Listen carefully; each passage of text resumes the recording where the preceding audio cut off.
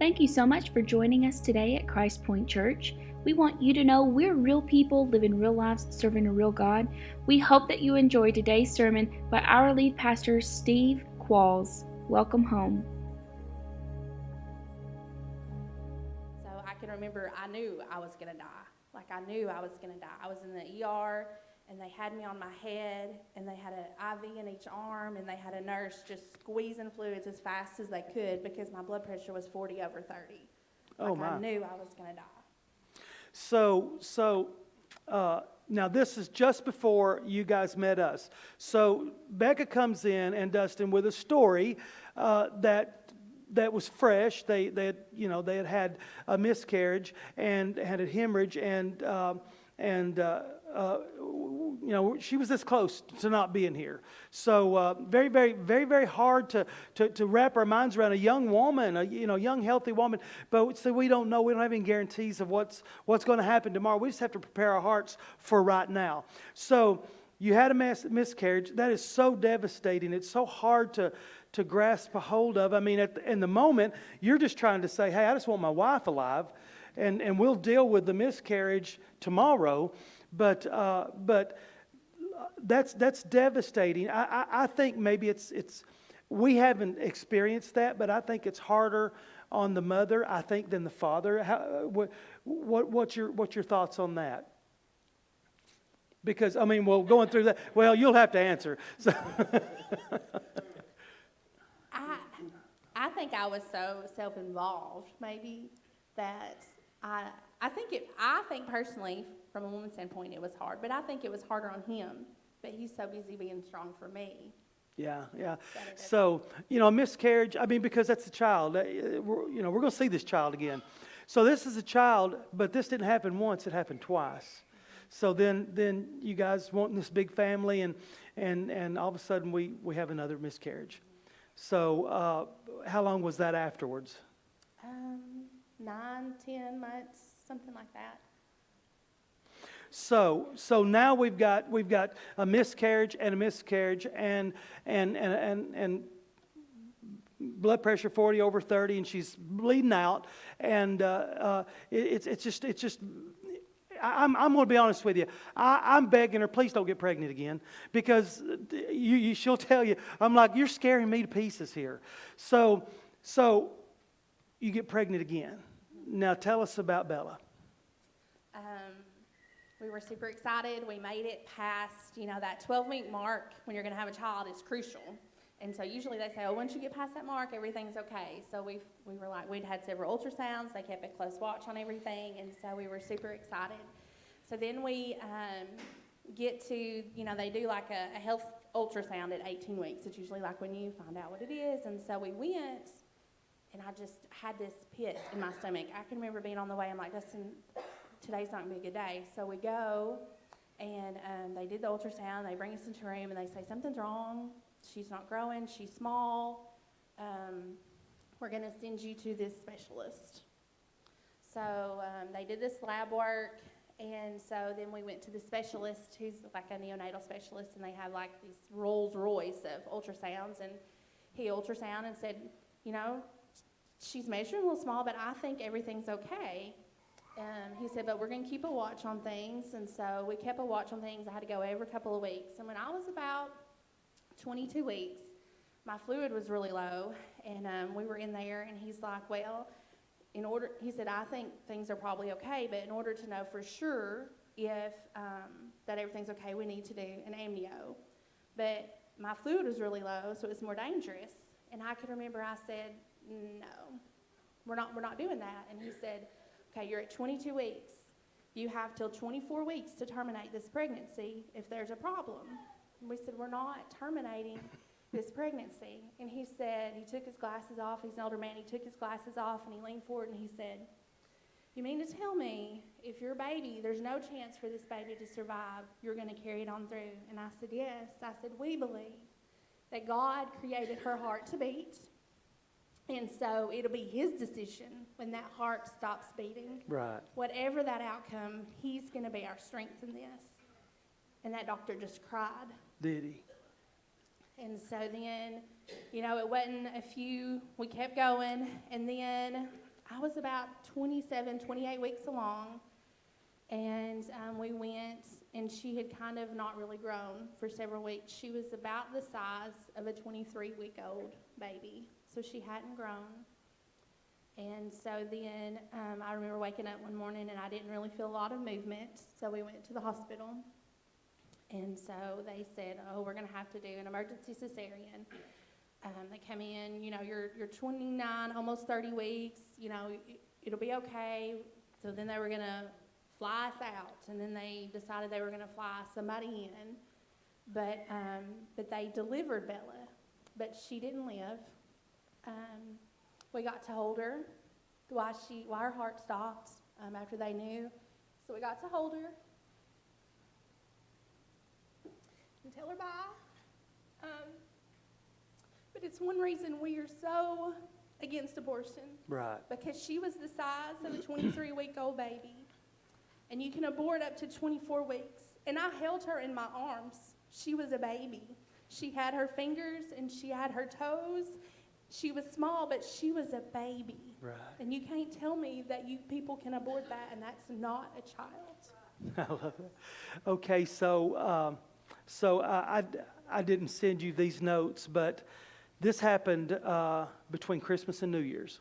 Mm-hmm. So I remember It's December 28th. She's got the same birthday as Tina. Yes, and I remember we were in service, and I remember all of a sudden, all of our girls, all of our leaders, and Tina, they just left, and we were in youth service, and they just left, and they came and told us that Beck and Dustin's they're having the emergency C-section, the baby's coming, and all of them just left. All the girls left, and so by the time we got there, they even sent a helicopter. I remember that, but. Let me just kind of, I didn't send you these notes, but you already had nursery set up, and everything was ready to bring Bella home. Yeah.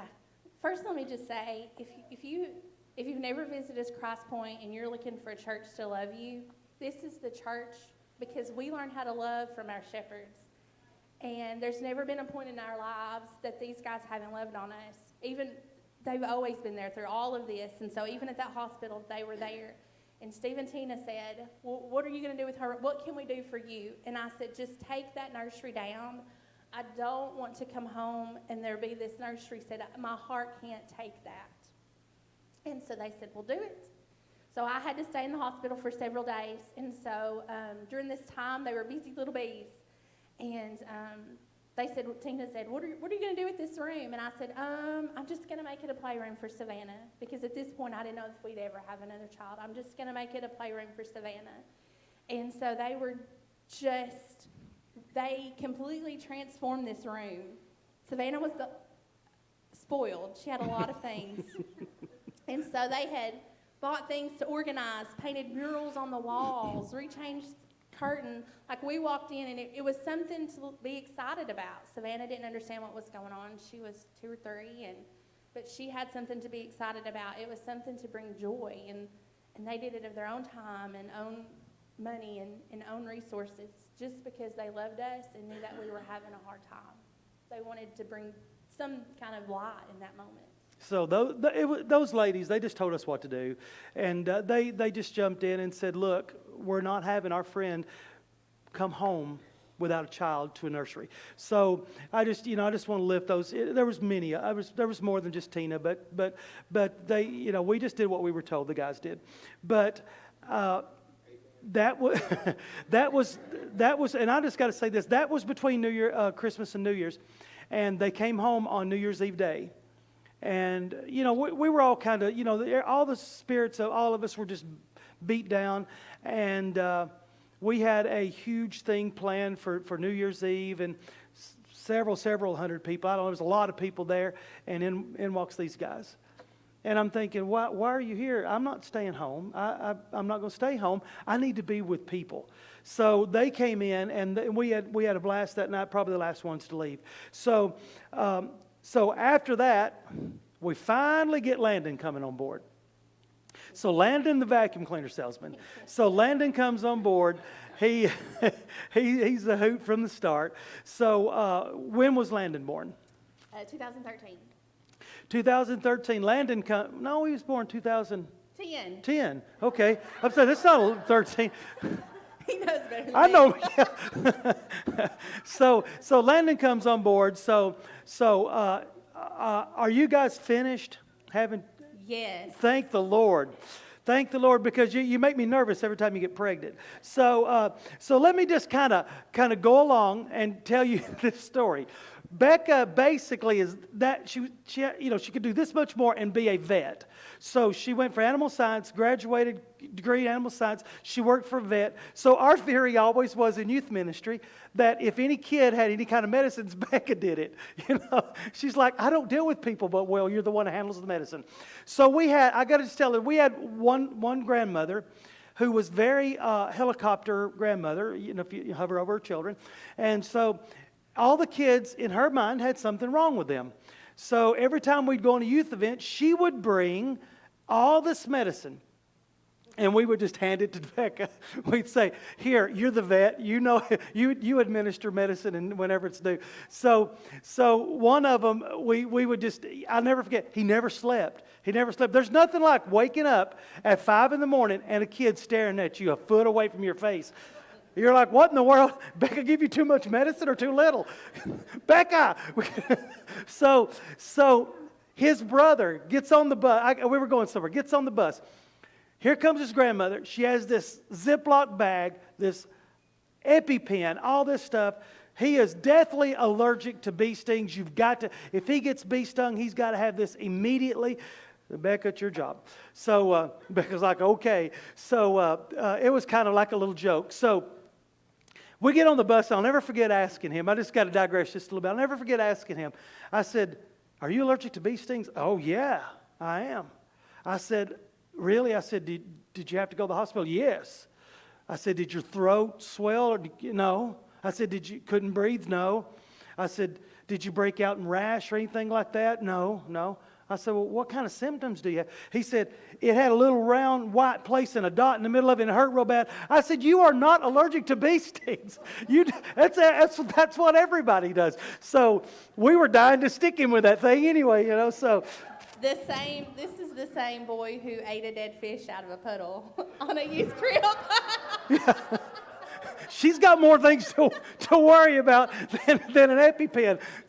We were standing beside him with the EpiPen while he's eating the dead fish. Do it. You got to realize there's no telling what we would have done, and half of it was their problem. So went on a lot of youth trips, terrorized a lot of hotels. So.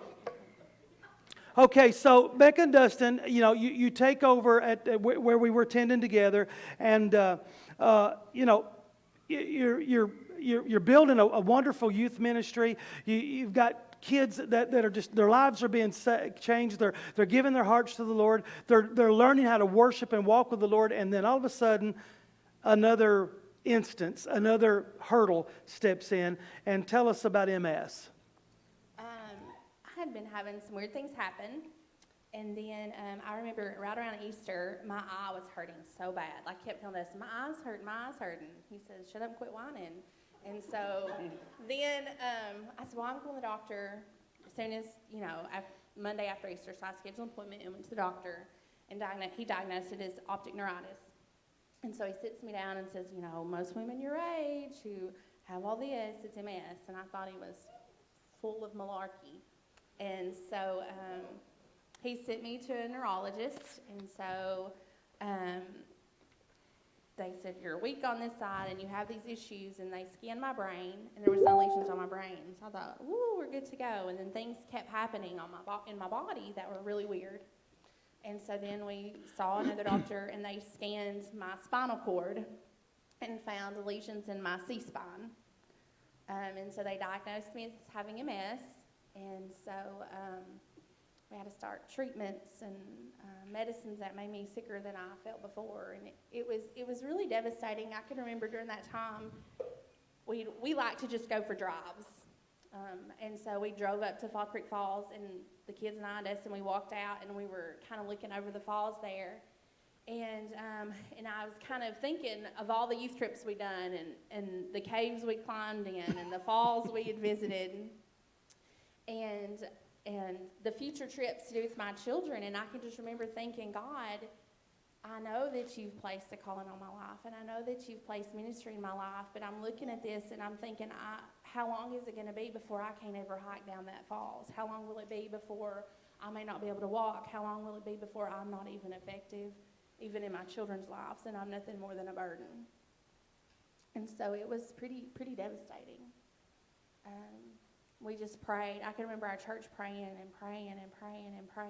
just kept believing. And I kept remembering this story of when Jesus healed the leper. And you know, that he wasn't healed immediately, but he was healed as he went.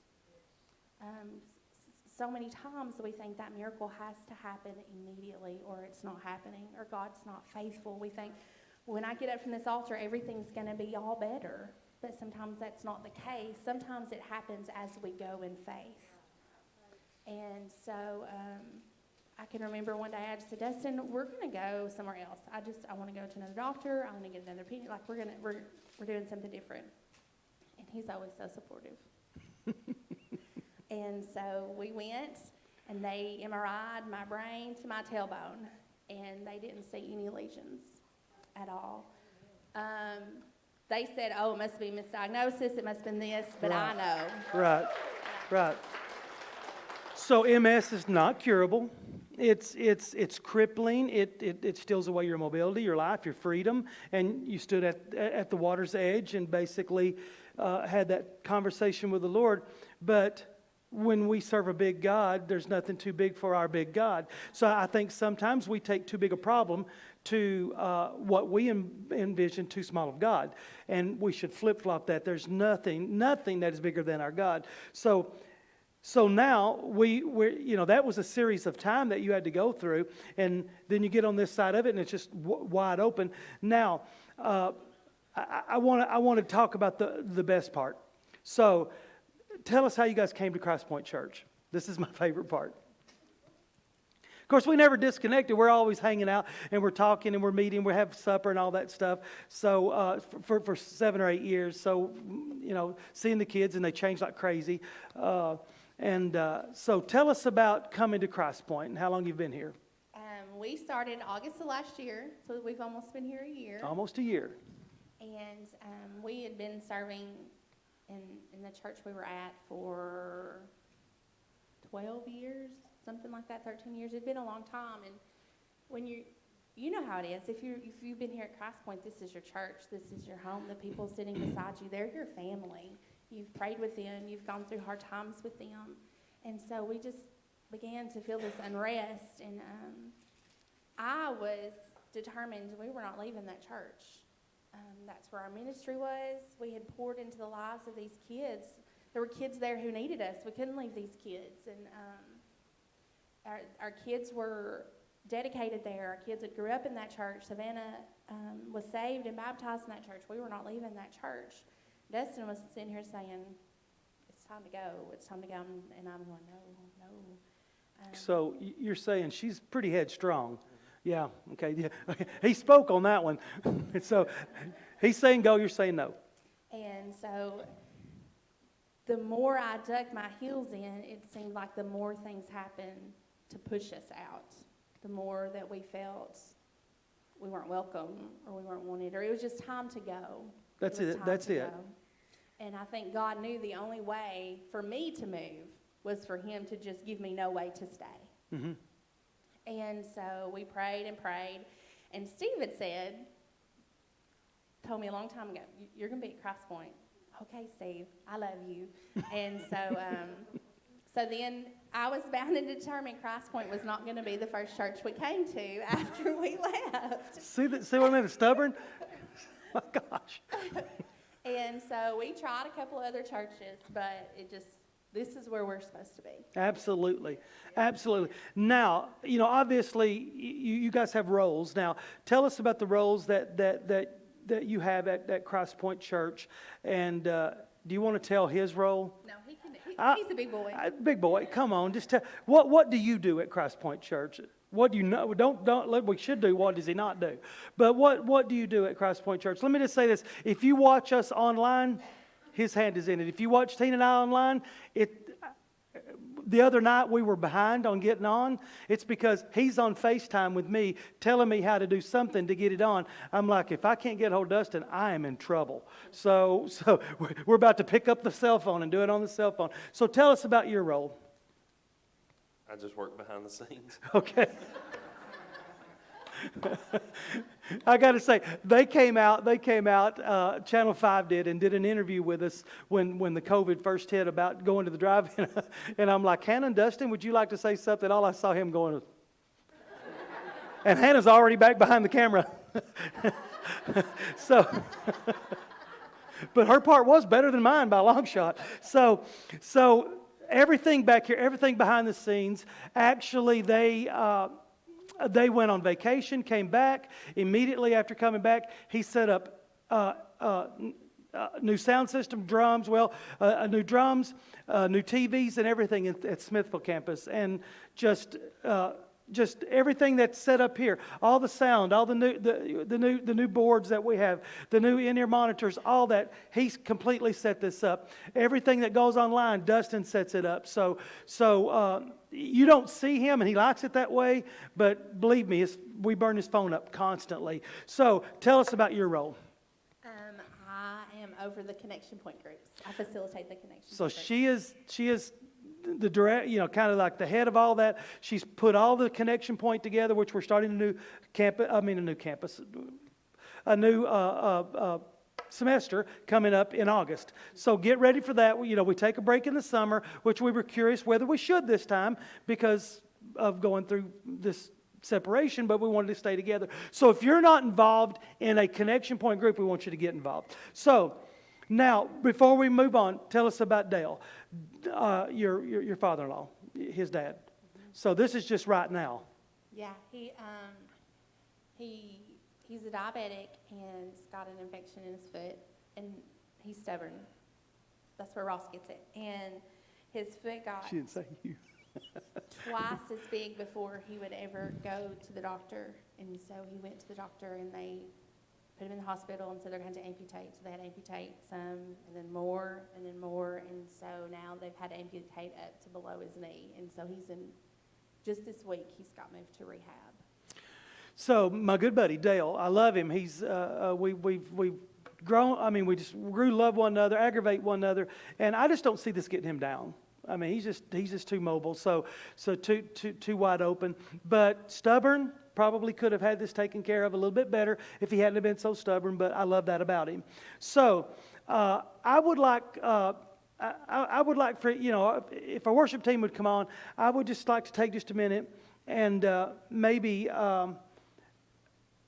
I've got to tell kind of my story on my end of going through this time with Bella, because we had spent some time just before that. I guess you were kind of pretty good. It was in the fall, so you had the belly sticking out and all that stuff. And we went on a mission trip, and we went into Kentucky, and we did some work in witness. And so we met a lady there, and it was Peggy Harmon's aunt. And Peggy Harmon's aunt began to start just confiding in Becca about she miscarried 2 children. And you guys had something so in common there. And so I'm going to tell you, the hardest thing I believe I've ever had to watch was a father come, because I did the service at the funeral, to watch a father pick up a little bread box with a baby in it. And there was no pallbearers, there was just Dad. And him being strong, and him just, this was his responsibility, and he took that responsibility, he carried it. This was not his wife's responsibility. He will say, I don't speak, that's Becca's job. He will encourage Becca to preach the word, and she's done it here. And he will just be just glowing with pride. But that wasn't her job. His job was to carry his child to the hearse. And that was the toughest thing I've ever watched in my life. And when we walked out, I just remember thinking, he has just about killed me today. I'm telling you, he's just about broken my heart too. So I was watching him fight back tears, and this was their child. But do you have that poem? Yeah. We've got a little poem, and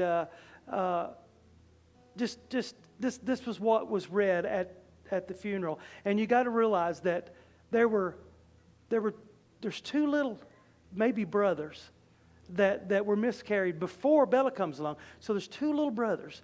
Maybe there's two little brothers that from an elderly lady in Kentucky. So just read that. Steve wrote this. I didn't want you to tell that. Okay. It says, in a secret garden in a glorious land, adorning colors unknown to man, streams of crystal flow freely through, unimaginable beauty forever to view.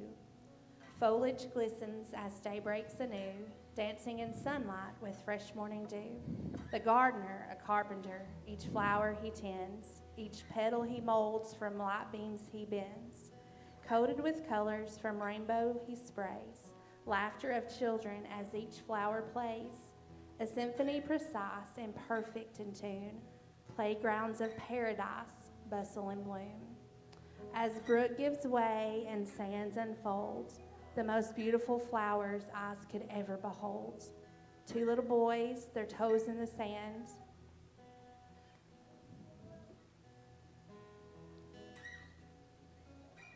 One little rose holding their hands. Some flowers he gives us from his gardens deep, but a special rose he chose to keep. So don't worry, Mommy and Daddy. Look, see, I'm a special rose now. I'm perfect, you see. I love you forever from heaven, you know. Love, Isabella, your special little rose. That's our little girl. And you know what? Hello again, and thank you for tuning in. I pray that today's sermon has spoken to your heart and has ministered to you well. We just want you to know that we have two locations, one at our Sparta campus, our main campus at Sparta on the square in Sparta, and our second campus is at Smithfield behind Ace Hardware. And we would love for you to call Christpoint Church your church home. And if you're viewing this and you can't get in to church and you feel like you want to be a part of the church, then you can always be a part of the church. Just drop us a note and let us know that you enjoy being on board with us. And if you'd like to give and be a part of the ministry, then you can do that by just sending a check to one of the locations at 614 Murphy Street, Smithfield, 13 Liberty Square in Sparta, and we'll get you on the road. We just love you so much. And you can download the Christpoint Church of Tennessee app, and you can give online. So we are real people. We're living real lives, and we're serving a real God. And we just want to tell everyone, welcome home. We're so glad that you tuned in with us. Welcome home.